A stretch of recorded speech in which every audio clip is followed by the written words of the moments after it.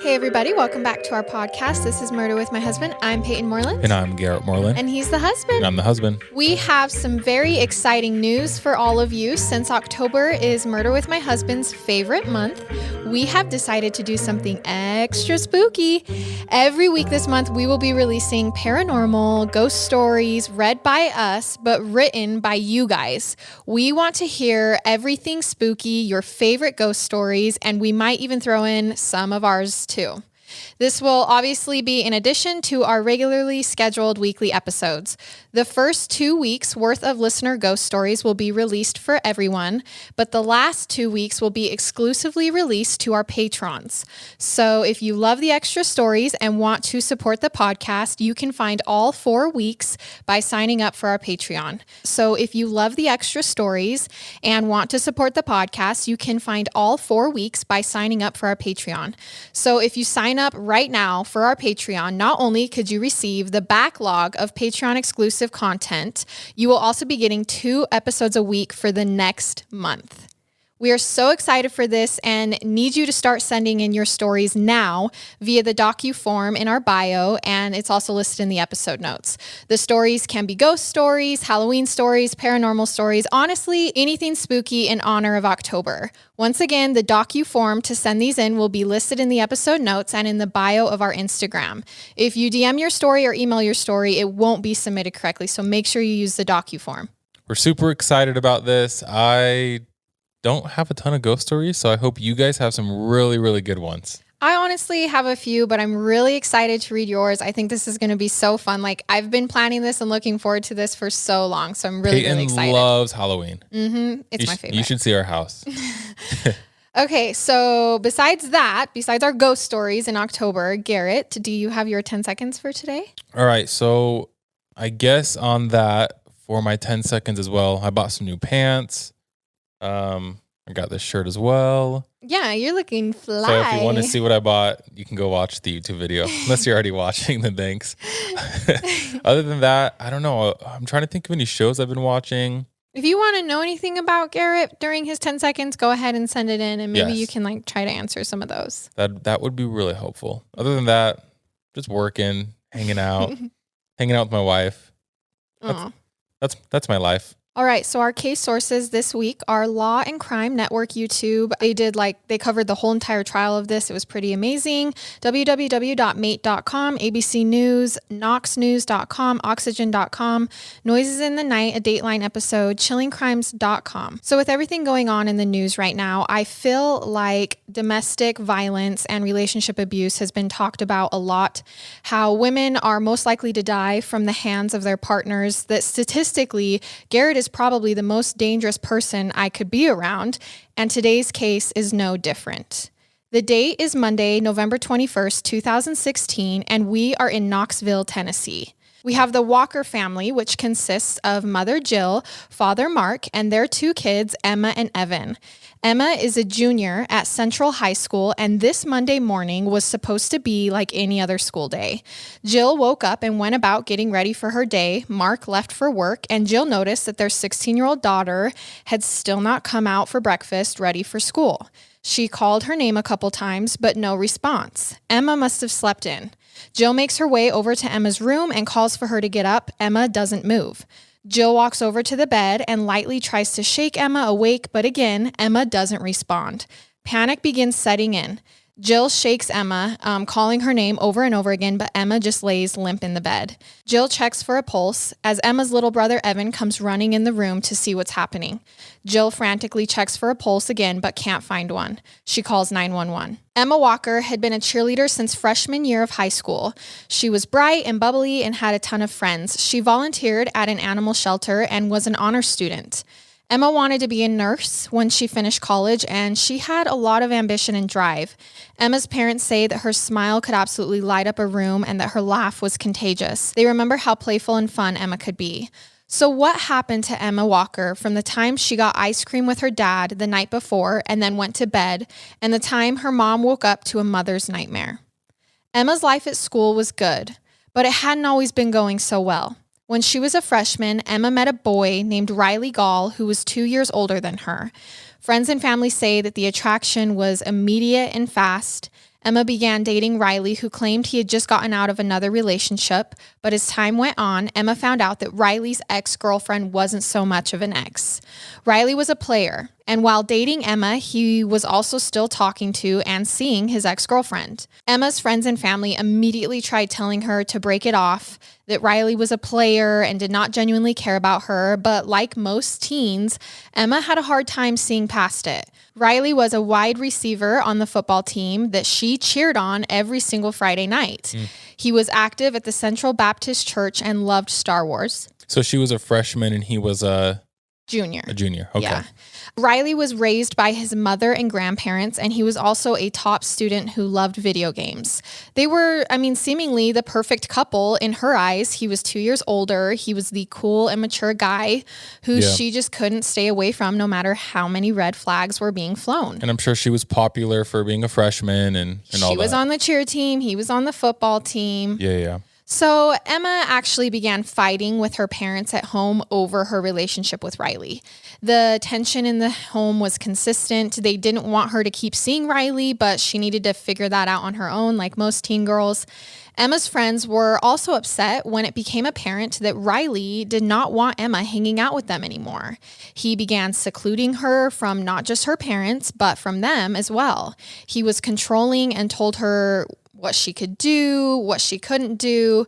Emma was working at a supermarket at the time that she was dating Riley, and he would consistently wait outside for hours until she finished work so that he could know where she was, drive her home. He was very controlling. And as we know, secluding someone from their family and their loved one is a very, very telltale sign that there is abuse going on in the relationship. It seems so young to be doing that already. Yeah. Right? I mean, he's only a junior in high school. To She's me, a that freshman. seems super young. Riley had also began telling Emma what she could and couldn't wear, how she could and couldn't talk. He was completely controlling her.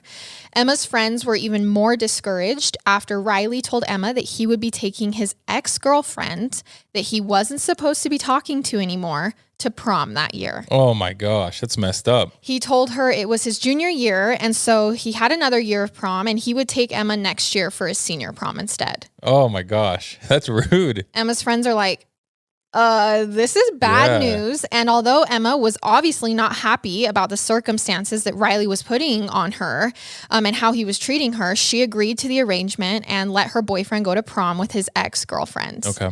And I know this sounds ridiculous, but I actually had a boyfriend go to a dance with a different girl and I stayed with him. So I don't know. I think it's just teenage toxic love. You know what I mean? So 2 years pass and Emma Walker and Riley Gall break up and get back together throughout his junior and senior year, her freshman and sophomore year. The breakups were always dramatic and public, often through text message or Snapchat posts. I mean, they were posting about each other, not tagging each other, that kind of thing.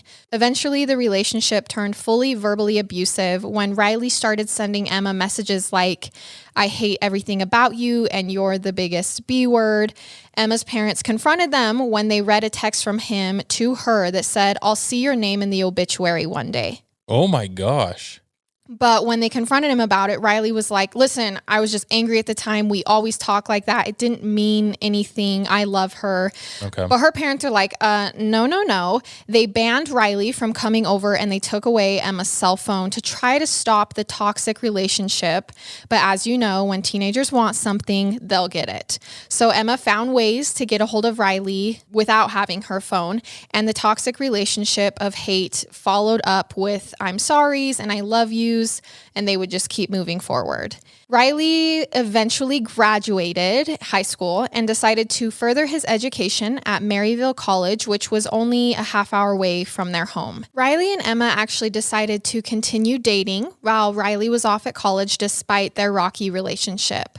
But around early November 2016, Emma saw some Snapchats of Riley back at college with other girls. And I'm presuming these Snapchats were not innocent, as this was Emma's final straw. She broke up with Riley, this time for good. She knew she deserved more and had finally put up with enough. Things at home with her parents immediately began to get better once the toxic relationship was out of her life. Yeah. She began spending quality time with her parents and kind of healing the damage that had been done over the last 2 years. But the joy and newfound happiness was short-lived because just a few weeks later, it's November 21st, and Jill has just found Emma dead in her bed that morning. Before we get into that, how far away was the college from the 30 high minutes. school? 30 minutes. So they could easily still see each other and stuff, but So it wasn't very far. yeah, he graduated and moved out And on was his he own. living on campus at the college? Yes, but he would come back a lot. Like it wasn't uncommon for them to drive back home all the time. Got it. So back at school that morning, Emma's friends are hearing the news. Like Emma didn't wake up that morning. Her mom found her man. dead in her bed. The confusing news that their good friend Emma had died overnight. Riley was back at college when he found out, and he immediately began posting about the loss on his social media. He says, "I love you, Emma. I can't be around any of it yet. It's too soon. I know you know I'm dying to be there, but understand I can't. I love you." He goes on to talk about how Emma is in a better place now and was taken too soon. Many people commented underneath the posts offering their condolences and love for him and his loss of his ex-girlfriend. Keep in mind, they'd only been like officially broken up for 2 to 3 weeks, so it was still fairly new. Which seems normal. I mean, to me, it obviously seems suspicious because of The history of what their we're doing. relationship. But I mean, to most people, it's like, hey, I just lost an ex-girlfriend. I Ex-girlfriend. lost a girlfriend. Yes, so exactly. it seems totally normal. But no one on social media knew yet how Emma had died, and the rumors began to fly. There were rumors that she had overdosed, that she had brain bleeding, or that she had taken her own life. And imagine how hurtful these speculations were to her family. And we as listeners can be careful to never add to the narrative of talking about death without leads or words from officials. This is something we can do to kind of, stop this hurt from happening to victims' families. When investigators arrived on the scene that morning with first responders, no one really knew what had happened. Emma's parents could see her not responding in her bed. There was really no sign as to what was going on besides a very small amount of blood on her pillow. Knox County officials Mike McLean and Alan Merritt were assigned to the case, and they too were perplexed by the situation. They began working under the assumption that maybe Emma had ingested something or something had happened that caused her to vomit up blood. That's how small of blood it was. They thought maybe it was just some vomit or something. It almost seems like to me she's been poisoned somehow. Yes, and I think that's what they are like. yeah. Something inside has gone wrong. We don't really see anything on the outside that's happened. So that's how they felt at first. Yeah. But it didn't take long for them to find the thing that would explain Emma's cause of death and turn this case upside down. Oh, no. After combing through her room, investigators discovered a small hole in the wall directly next to Emma's pillow that had gone unnoticed before. That's how What? small it was. A small hole that once they examined it looked eerily similar to a bullet hole in the wall of Emma's bed. No way. Now, remember, But there wasn't that much blood. there wasn't that much blood, and her family they saw her go to bed that night, and then they woke up and she was dead. They were just sleeping next door. And they didn't hear anything. No. So confused because if Emma had been shot, there was a lack of blood at the crime scene and on her. They quickly re-examined the body, and once they did, they found an entry wound in the side of Emma's head. Emma had been shot in the head in the middle of the night while her brother and parents slept quietly in their rooms nearby. That's crazy. I know.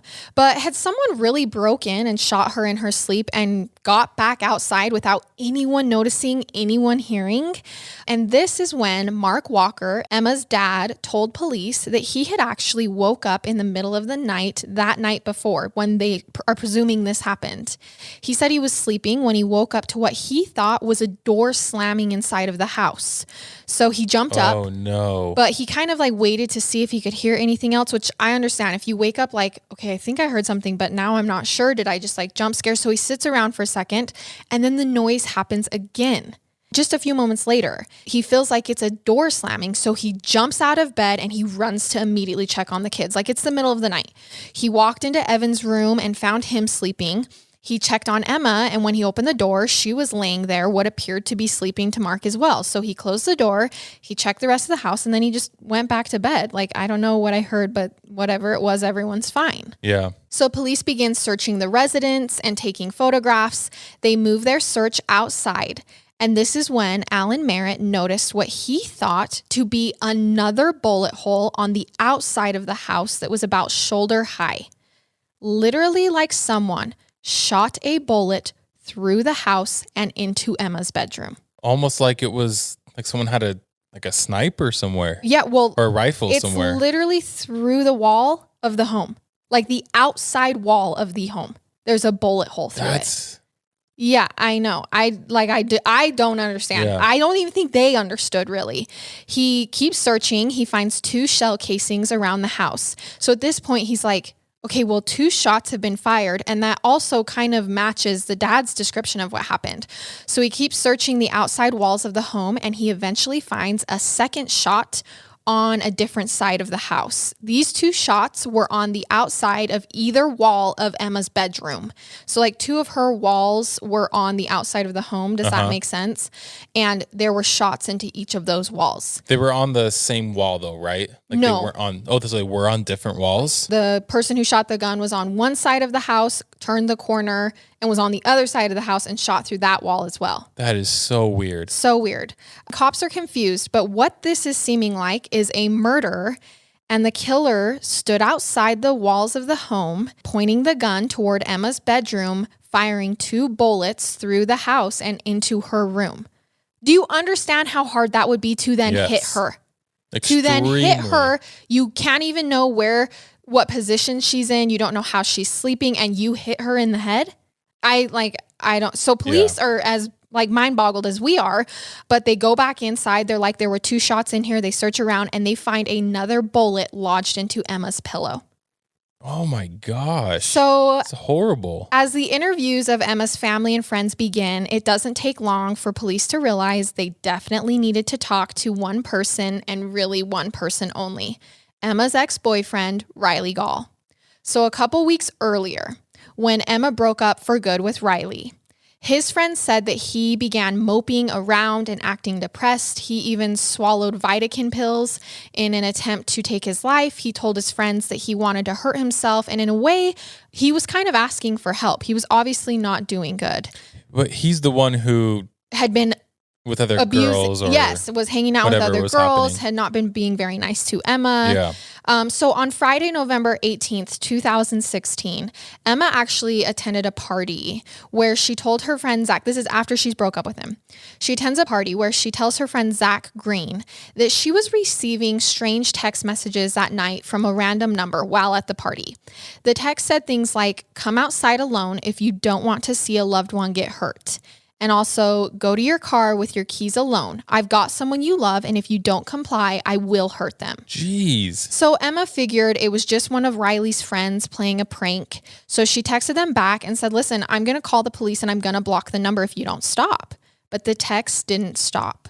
The text eventually said that they dropped Riley outside the party because she wouldn't come out there.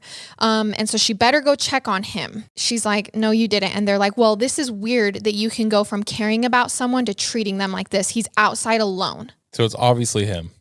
I mean, yes, haven't said yet, but it feels a little obvious. And Yeah. Emma feels that way too.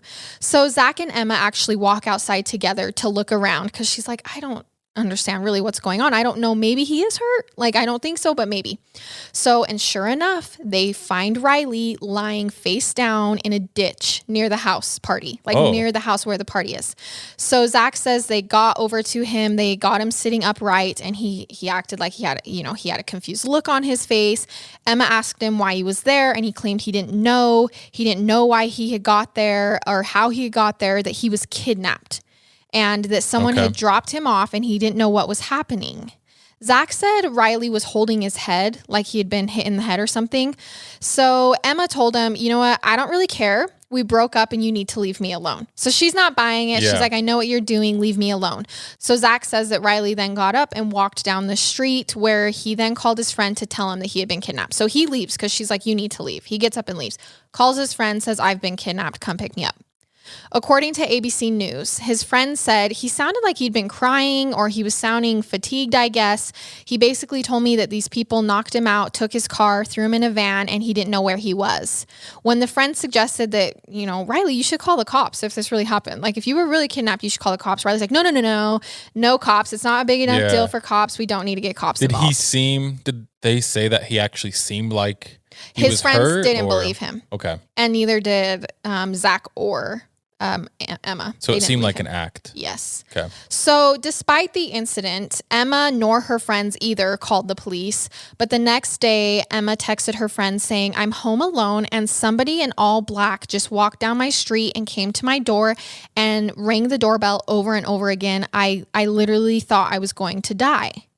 So Emma also texted Riley at this point and explained to him what was happening. And he's like, it's not me. I don't know who that is. And she eventually says, I hate you, but I need you like right now. Come over. So Riley texted back, I'm coming. I'm speeding. Just give me a minute. Riley gets there really fast. He gets to her house really fast. He checks around the house. Of course for her. He does. So that morning, Emma was actually supposed to meet her mother for volunteer work at the elementary school. And so when she didn't show up, Jill was like, what the heck's going on? Went home. And when she shows up at her house, she finds Riley over at the house with Emma, which he's not allowed to be there. Remember, Riley's banned from the house. She's like, hey, Riley, you need to leave. So Riley leaves and Emma explains what had happened the night before at the party and that morning. And Jill, Emma's mom, is like, Emma, this is Riley. Like, this was all Riley. Do you not think it's weird that Riley was involved with both of these incidences?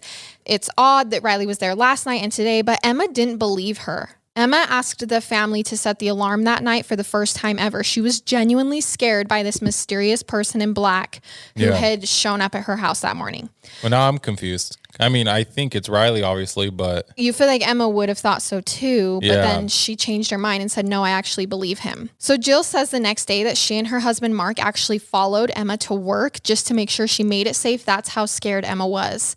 They were worried about her, and that is what led up to November 21st when they woke up and found Emma shot in the head in her own room. Oh, man.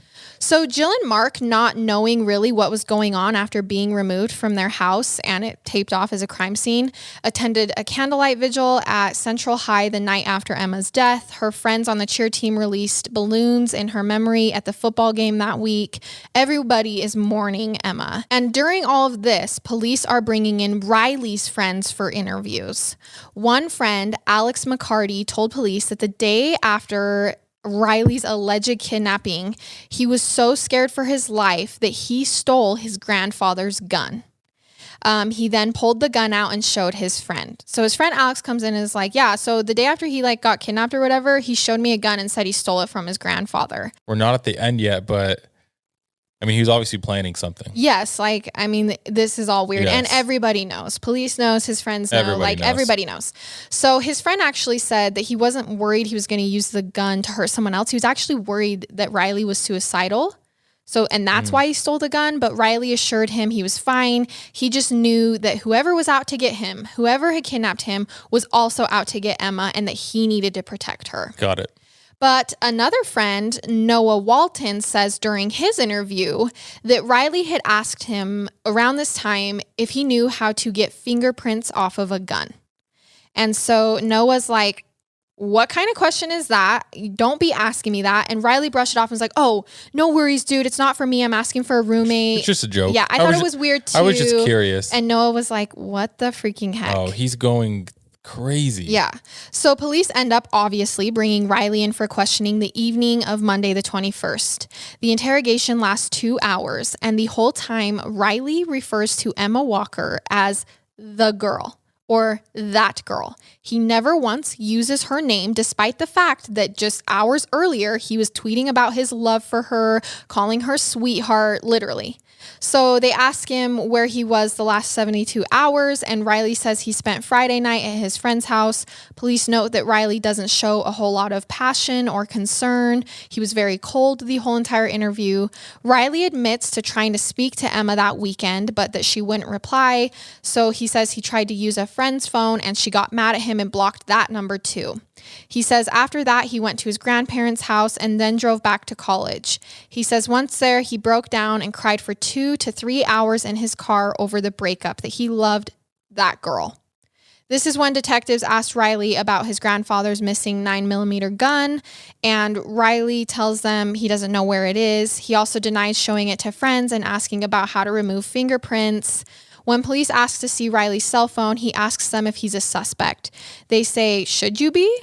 And Riley responded by denying having anything to do with the girl's death. What's weird to me is that, I mean, I think it's Riley right now, but because where the bullet shot, it's like, how did... What are the chances? Yeah, what are the chances of that? I know. Especially because Unless he's you're like- asking questions like, oh, how do I clean fingerprints off? Yeah. He's obviously not an expert Yes. at So anything it's like, that has to do how with did guns. that bullet hit her? Exactly. So once Riley left the police station, he immediately, like, you know, the smart kid he is, texts his friends, Noah and Alex, and confronts them about why they told the police about his grandfather's gun, and about how to get fingerprints off of. And he says, don't talk to the police anymore. Do not talk to the police. Like, you're bad friends. Why would you do that? But Riley's friends were not the, oh, I'll help you hide a body type of friends. They immediately went to police again and told them, hey, he texted us the second you left. He left and told us to never talk to you guys again. So police decide to work with Alex and Noah, Riley's friends. They're going to set up a trap. On Tuesday night, just one day after Emma was murdered, Noah and Alex wire up with mics so police could listen in. They also put a camera hidden in a key fob.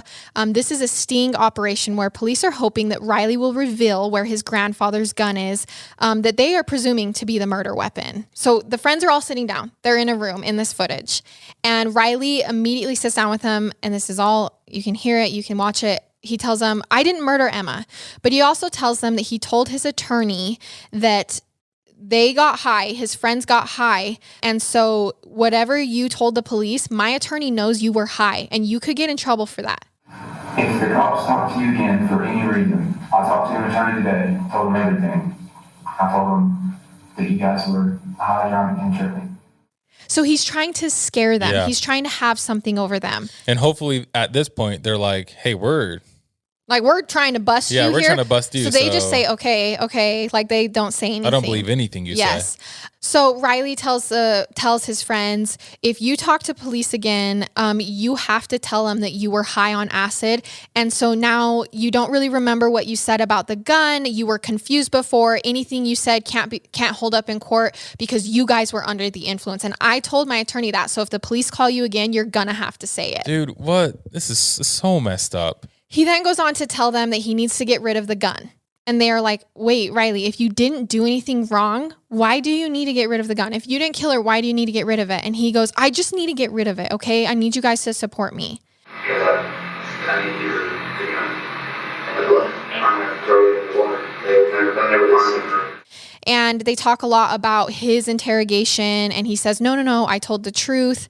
That nobody even knows if Emma was murdered. She could have killed herself for all we know. This is like what he's saying. So he's still not, he's not admitting it. He's not admitting it. And they're trying to get him to admit it. Yeah, but he's told the police he doesn't have the gun, and he's sitting there with the gun right now.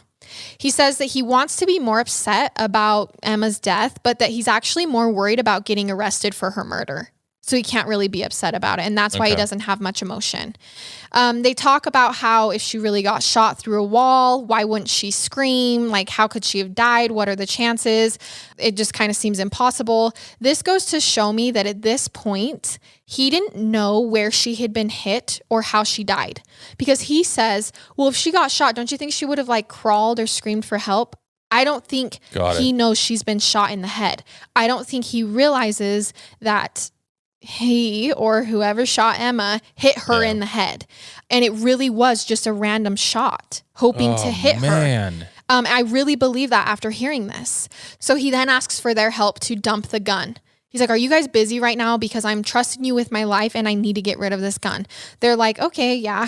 But basically, after this sting operation at the River Bluff Wildlife Area, while trying to throw away the gun, Riley Gall was arrested. Like the police followed him there and then they arrested him. Police searched his stuff and they found not only the gun, but they found gloves and black clothing, which matched the description of the man at Emma's door that day. She said, oh, he showed up in black. They found all of that clothing. In May of 2018, Riley Gall went to trial and his defense attorney argued that he never meant to kill Emma. So he says, I shot her. Okay. So he admitted that he shot her, but he says he wasn't trying to kill her, that he fired the gun through the wall to try and scare her to get more attention because that day when he had scared her with the black clothing, she had called and asked him to come. She had turned back to him. She believed him. And so he says... So he was excited again and he wanted to get back with her. Yeah, he wanted her to need saving. Yeah, makes sense. Her to be scared. And he says that's why he shot those bullets through the bedroom. He never knew that he was going to hit her. According to ABC News, his attorney says he never intended to cause her harm, never intended to cause her death. Consistent with her reaching out to Riley regarding the events Saturday morning, he was attempting to get her to ask him for help again, sort of for him to be her protector. It's been in his heart. It's been in his mind. It's been in just everything about him. Every day for the rest of his life, wherever that may be, he will have to live with that reality. But I would say I kind of agree, but he fired 2 shots, correct? Yes. Okay. Now I think 2 shots from 2 different walls at the bed. He had been in her room. He knew the layout. He knew where her bed was. Yeah. I feel like, okay. So... I mean, he went there with a gun. I mean, no matter what. Yeah. So Riley denied being the mysterious man in black that morning, and he sticks to his kidnapping story. He said someone really was after us. At sentencing, Riley apologized. He said, I'm sorry I took Emma away from you, that I robbed you the experience of watching your daughter grow up. What I can do is tell the truth about that night. I wanted to scare her. I never meant to take Emma's life. Again, I'm sorry.